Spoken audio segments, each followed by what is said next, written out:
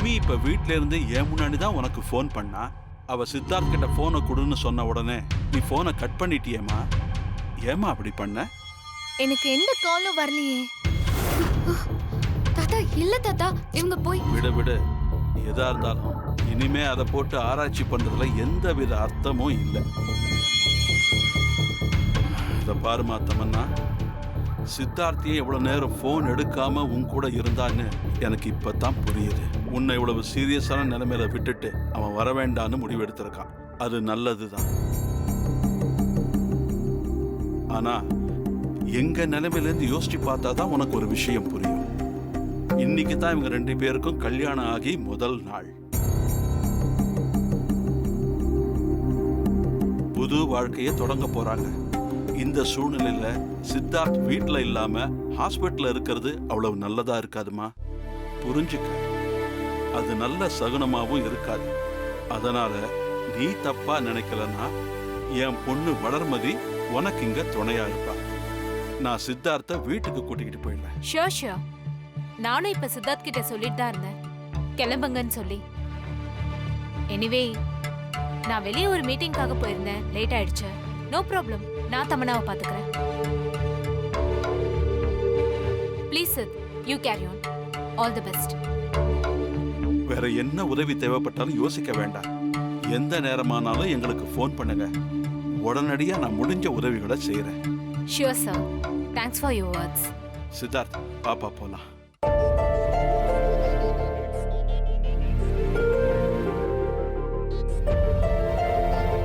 Good night. Take care.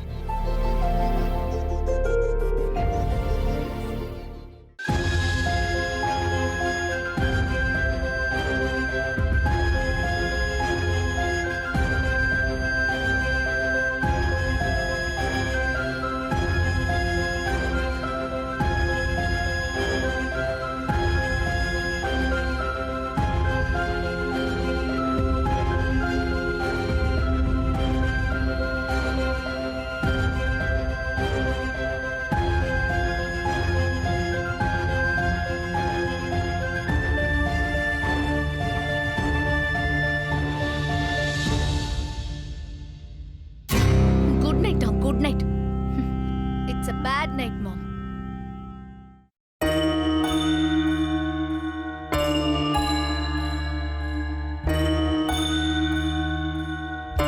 Jagadish, எனக்கு என்ன பார்த்தாலே பிடிக்கல மாமா. எனக்கு என் மேல கோவமா வருது. நான் ஏன் அப்படி ஒரு முடிவு எடுத்தேன்?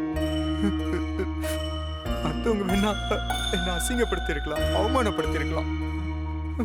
ஆனா தாத்தா பாட்டியை பொறுத்த வரைக்கும் என்ன சொந்த பேரனா தானே நடத்துனாங்க. அதெல்லாம் புரிஞ்சுக்காம நான் ஏன் அப்படி ஒரு பைத்தியக்காரத்தனத்தை பண்ணேன்னு புரியல. ஆனா பண்ண எல்லாமே தப்புன்னு மட்டும் புரியுது. இப்ப எப்படி எல்லாத்தையும் சரி பண்றதுன்னு புரியல.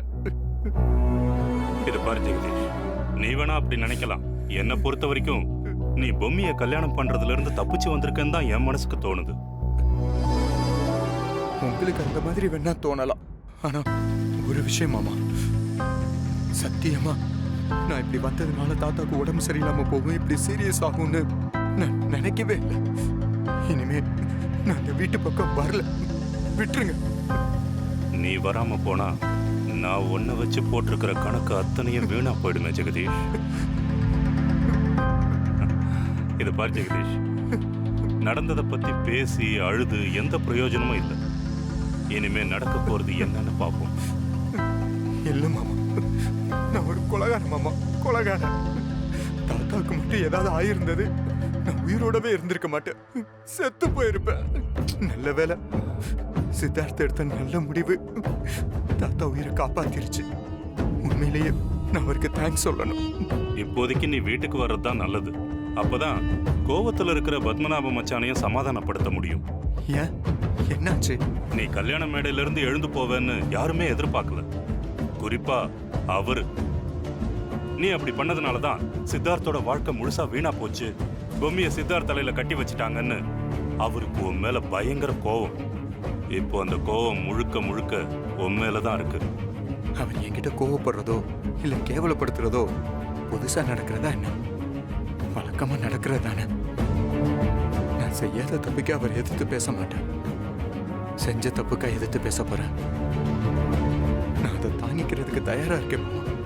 இது பாரு, தாத்தா பாட்டியை பார்த்து நீ மன்னிப்பு கேட்டு நல்ல விதமா ஒண்ணு சேர்றது தான் உன் வாழ்க்கைக்கு நல்லது. புரிஞ்சுதா? வேற எதை நினைச்சு நீ கவலைப்படாத. நீ வீட்டுக்கு வா, போலாம். உங்க தாத்தா ஆரம்பிச்ச கடை இன்னைக்கு 25 கடையா பெரிய சாம்ராஜ்யமா வளர்ந்து நிக்குது. அதுல நிச்சயமா உன்னோட உழைப்புக்கும் ஒரு பங்கு இருக்கு. அதனால எந்த காரணத்தை கொண்டும் தாத்தா சொன்னாரு உனக்கு ஒரு உரிமையை கொடுக்க தயாரா இருக்கேன்னு, அதை வாங்கறதுக்கு தயங்காது. அதை விட்டும் கொடுத்துறாது. அவர் சொன்ன விஷயத்துல இருந்து பின்வாங்கினா கூட நீ அதை கேட்டு வாங்கு. அதான் நாளைக்கு உனக்கும் உன் எதிர்காலத்துக்கும் நல்லது. மாமா, நான் இப்ப இருக்கிற நிலைமையில அதை பத்தி பேச முடியுமா? இது பாரு ஜெகதீஷ், நீ இப்போ பேசலன்னா வேற எப்பவும் பேசவே முடியாது. அதுக்கப்புறம் பத்மநாப மச்சான் சொன்ன மாதிரி மாச சம்பளத்துக்கு வேலை பார்க்குற ஒரு வேலைக்காரனா மாற வேண்டியிருக்கும். எது உனக்கு நல்லதுன்னு நீயே யோசிச்சு முடிவெடுப்பா.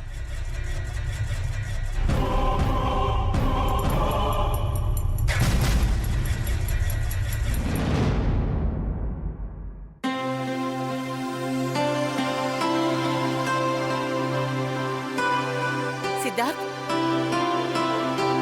என்னப்பா இது? கல்யாணம் பண்ண கைய ரோமா இப்படியா காணாம போவ?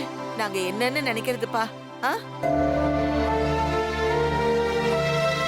இந்த கல்யாண விஷயமா தமன்னா மனசளவுல ரொம்ப பாதிக்கப்பட்டிருக்காமா. அதனால அவ தற்கொலைக்கு முயற்சி பண்ணிட்டா.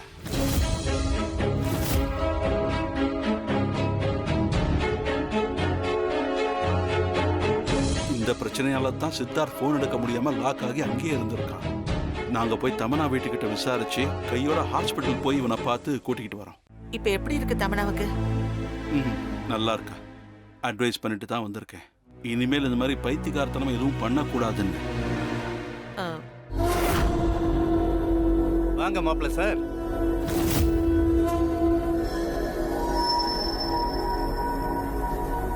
வரும்போதே காதுல விழுந்துச்சு. தமனா சூசைட் அட்டெண்ட் பண்ணிட்டாளா? வீட்டுக்குள்ள யாருக்குமே கான்சியஸ் இல்லைன்னு சொல்லிட்டு எல்லாத்துலயும் நீ கான்சியஸா இருப்பியே.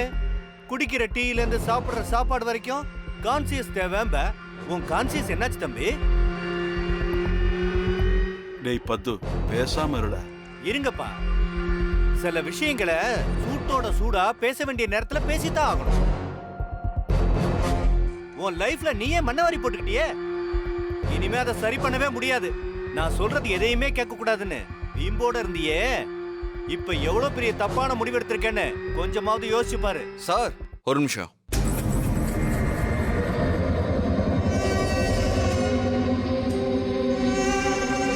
இந்த வீட்டுக்குன்னு நீங்க என்ன சார் பண்ணிருக்கீங்க? ஒரு அப்பாவா எனக்கு எதுவும் பண்ணதில்ல. ஒரு புருஷனா எங்க அம்மாவுக்கு எதுவும் பண்ணதில்ல. ஒரு புள்ளையா தாத்தாவுக்காகவாது ஏதாவது பண்ணிருக்கீங்களான்னு எனக்கு தெரியாத.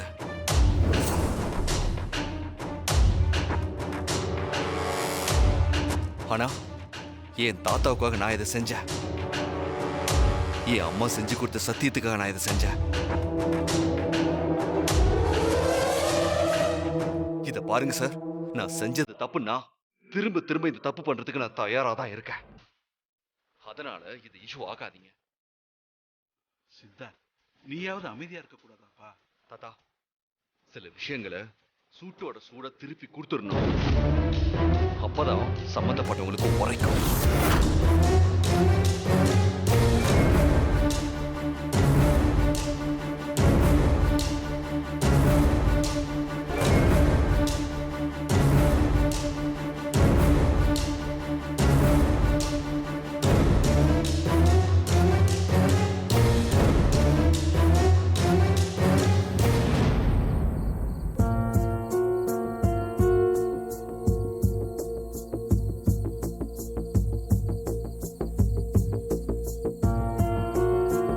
எல்லாத்துலயும் நீ கான்சியஸா இருப்பியே.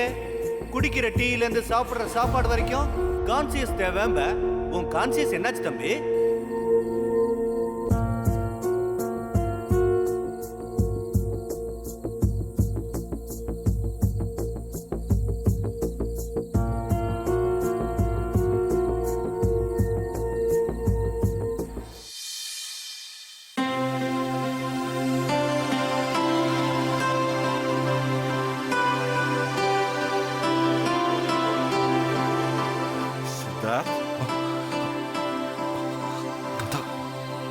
நீங்க எதுக்கு தாத்தா இப்ப போய் மாடியில ஏறி வரீங்க? உங்க உடம்பு இருக்கிற கண்டிஷன்ல. சாரிப்பா. எதுக்கு தாத்தா? எதுக்கு இந்த சாரி? இல்லப்பா, எனக்கு உன்னை பத்தி உன்னோட விருப்பங்களை பத்தி எல்லாமே நல்லா தெரியும். இருந்தும் உங்ககிட்ட இக்கட்டான சூழ்நிலையில தாத்தா அப்படி கேட்க வேண்டியதா போயிடுச்சு. அதனால தானே இன்னைக்கு நீ இவ்வளவு கஷ்டப்படுற. எனக்கு உன்னோட நிலைமை புரியுதுப்பா. தாத்தா அதெல்லாம் ஒண்ணுல தாத்தா, நீங்க விடுங்க தாத்தா. நீ என்னோட செல்ல பேரன்டா, தலை பேரன். நீ வீட்டோட ஒட்டாம விலகி விலகி போறியே, எனக்கு அப்புறம் உன்னை யார் பார்த்துப்பாங்கங்கிற ஏக்கம் எனக்குள்ள இருந்தது நிஜம்தான். ஆனா அது அத்தனையும் நீ போக்கிட்ட. பொம்மி உனக்கு எல்லா விஷயத்திலையும் ஏத்தவளா இருப்பாளா, உனக்கு பிடிச்ச மாதிரி நடந்துக்குவாளா, எதுவுமே எனக்கு தெரியாது. ஆனா ஒரே ஒரு விஷயம் எனக்கு உறுதியா தெரியும். அவ ரொம்ப ரொம்ப நல்லவ. எனக்காக நீ பண்ணிக்கிட்ட இந்த கல்யாணத்துல உனக்கு ஒரு நல்லது நடந்திருக்குன்னு தான் என் மனசுக்கு படுது. ஒரே ஒரு விஷயம் சொல்றேன், தாத்தா சொன்னா கேப்ப இல்ல. தமன்னா உன் ஃப்ரெண்டு தான். உண்மையில அவளுக்கு ஒரு ஆசை இருந்திருக்கலாம். ஆனா இனிமேலும் அவளுக்கு உங்க வாழ்க்கையில தலையிடுறதுக்கோ உங்க விஷயங்களை தலையிடுறதுக்கோ எந்த அளவுக்கு உரிமை கொடுக்கணும்னு நீ தான் தீர்மானிக்கணும்பா. இல்ல தாத்தா, அவளுக்கு உடம்பு முடியலன்னு தான். சேச்சே, இன்னைக்கு நடந்ததை பத்தி நான் பேசவே இல்லப்பா. இனிமே உன்னோட எதிர்கால வாழ்க்கை எப்படி இருக்குமோங்கிற பயத்துல தான்ப்பா பேசுறேன். இங்க பாருப்பா, உங்க அப்பன் பொம்மிய வாய்க்கு வந்தபடி பேசுறான். இப்படி ஆளாளுக்கு கரிச்சு கொட்டுற அளவுக்கு அந்த பொண்ணு எதுவும் தப்பா செஞ்சிடலையே. என்னதான் எனக்காக இந்த கல்யாணத்தை நீ திடீர்னு செஞ்சுக்கிட்டாலும் பொம்மி உன்னோட பொண்டாட்டி. அவளை யாருக்காகவும் எதுக்காகவும் எங்கேயும் விட்டு கொடுக்க கூடாது. அவளுக்கு மத்தவங்க மரியாதை கொடுக்கணும்னா முதல்ல நீ அவளுக்கு மரியாதை கொடுக்கணும். உன் பாட்டி எடுத்துக்க. என் ரத்தம் சூடா இருக்கிறப்ப எங்களுக்குள்ள எவ்வளவோ தகராறுகள் நடந்திருக்கு. ஆனா நான் ஒரு கட்டத்துல அவளோட நல்ல மனசை புரிஞ்சுக்கிட்டு அவதான் எல்லாமே அவகிட்ட சரண்டர் ஆயிட்டேன். அதுக்கப்புறம் தான் இப்படி ஒரு வளர்ச்சியும் இப்படி ஒரு வாழ்க்கையும். இது அத்தனையும் எங்க ஒற்றுமையாலும் சந்தோஷத்தாலும் கிடைச்ச வரந்தாம்பா இந்த வாழ்க்கை. நீயும் பொம்மியும் மனசு ஒத்து நல்லபடியா வாழணுங்கிறது தான்ப்பா என்னோட ஆசை. நான் சொல்ற விஷயங்கள் எல்லாமே உனக்கு அதிர்ச்சியா தான் இருக்கும். ஏன் பிடிக்க கூட செய்யாதுன்னு எனக்கு தெரியும். ஆனா உனக்கு நல்லதுதான் தாத்தா சொல்வேன்ற நம்பிக்கை உனக்கு இருக்குன்னு நான் நினைக்கிறேன். புரியுது தாத்தா. சரிப்பா, நீ நல்லா டைம் எடுத்துக்கோ. தாத்தா சொல்றதுல இருக்கிற நிஜத்தை யோசிச்சு நல்ல முடிவா எடுப்பா. நீ புத்திசாலி, நல்ல முடிவா எடுப்பேங்கிற நம்பிக்கை எனக்கு இருக்கு.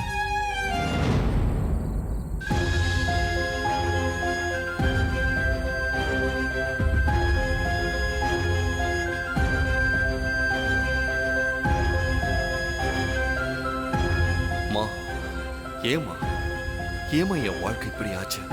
இந்த சொந்தம் பந்தம் இது எதுலயும் சிக்க கூடாதுன்னு தானே எனக்கு நானே ஒரு கூடை கட்டிக்கிட்டேன். அந்த கூடுக்குள்ள நான் ஒளிஞ்சிருந்தேனேம்மா. எனக்கு போய் இப்படி ஆயிடுச்சேம்மா. நான் எப்படியும் அதெல்லாம் ஏத்துக்கிட்டு வாழ முடியும்? எனக்கு இந்த சடங்கு சம்பிரதாயம் சத்தம் சிரிப்பு எதுவுமே பிடிக்கலம்மா. இதையெல்லாம் சகிச்சுக்கிட்டு நான் பொம்மை கூட தெரியலம்மா. நான் எப்படி வாழ போறேன்னு எனக்கு தெரியலம்மா. மா, எனக்கு ரொம்ப பயமா இருக்குமா. நான் இன்னும் தப்பு பண்ணிட்டேனோன்னு, இனிமே இதை வச்சு இன்னும் தப்பு பண்ணிடுவேனோன்னு எனக்கு ரொம்ப பயமா இருக்குமா. ஒரு பக்கம் தமனா, அவளால வேற எதையுமே புரிஞ்சுக்க முடியல. இன்னொரு பக்கம் பொம்மி, இன்னொரு பக்கம் தாத்தாவோட சூழ்நிலை. நான் என்ன பண்ணுவேம்மா? என்ன பண்ணுவேன்? இது நான் செஞ்ச தப்ப. இது நான் செஞ்ச தப்ப. எனக்கு என்னையே பிடிக்கல. எனக்கு என்னையே பிடிக்கல. நான் தப்பு பண்ணிட்டேன். சித்தார்த், நீ தப்பு பண்ணிட்ட.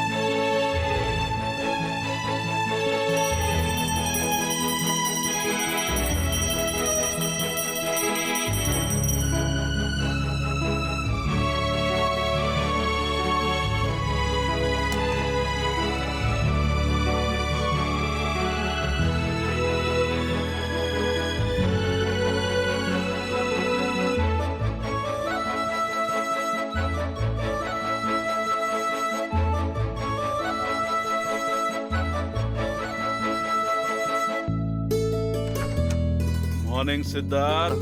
மார்னிங். ஹே பொம்மி, குட் மார்னிங். அஞ்சல, ஆ? நல்லா கேட்டுக்க. இங்க பாரு, நேத்து பால் பழம் கொடுக்கறதுன்னு எல்லா சடங்கும் விட்டு போச்சு. அதனால இன்னைக்கு எல்லா சடங்கையும் கரெக்டா நடத்தணும். வேணி கிட்ட அவங்க சைடுல ஏதாவது சம்பிரதாயம் இருக்கான்னு கேட்டுக்க. சரிங்க. சரியா? வாமா பொம்மி. குட் மார்னிங் பா. Good morning.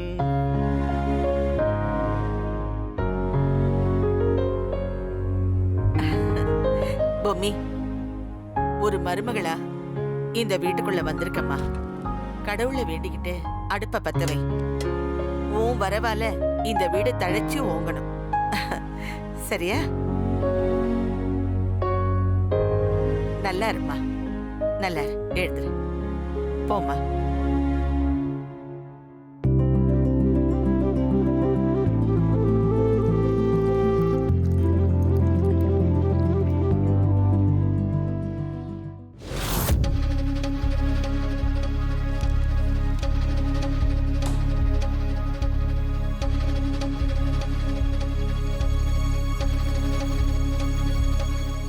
என்ன ஜெகதீஷ்,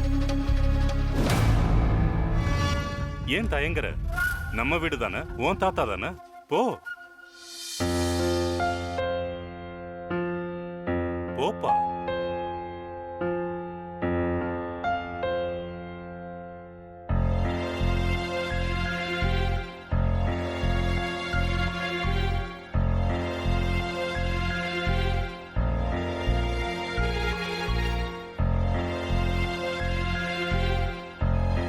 டேய், எப்படிடா இருக்க? டேய், என்னாச்சு? என்ன மன்னிச்சிருங்க தாத்தா. எழுந்துடுறா. என்ன மன்னிச்சுட்டேன்னு சொல்லுங்க தாத்தா. அழாதடா. ஏய், என்னடா நீ? அழாத. முதல்ல கண்ணத்துல சொன்னா கேளு. வா, வாடா ஜெகதீஷ்.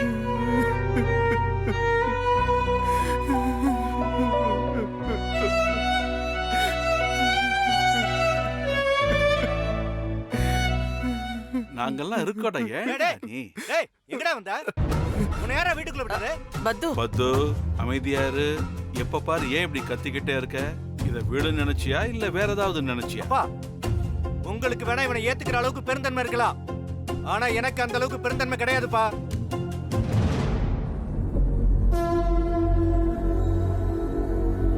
எவ்வளவு பெரிய துரோகத்தை பண்ணி அசிங்கம், அவமானம், இன்னும் என்னென்ன வார்த்தை இருக்கோ அது எல்லாத்தையும் தேடி கொடுத்துட்டு இப்ப நம்ம வீட்டுக்கு வேற வந்திருக்கனா? உன்னாலதான் சித்தார்த்த வாழ்க்கையே போச்சு. ஒண்ணு. ஐயோ வேணாம். சார், ஒரு நிமிஷம். சும்மா இருடா. ஒரு நிமிஷம்.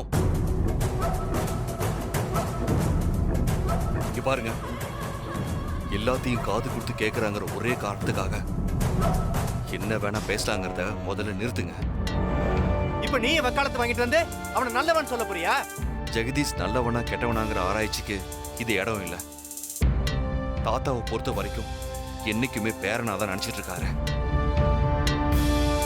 நானும் என் கூட பிறந்த அண்ணனா தான் நினைச்சிட்டு இருக்கேன்.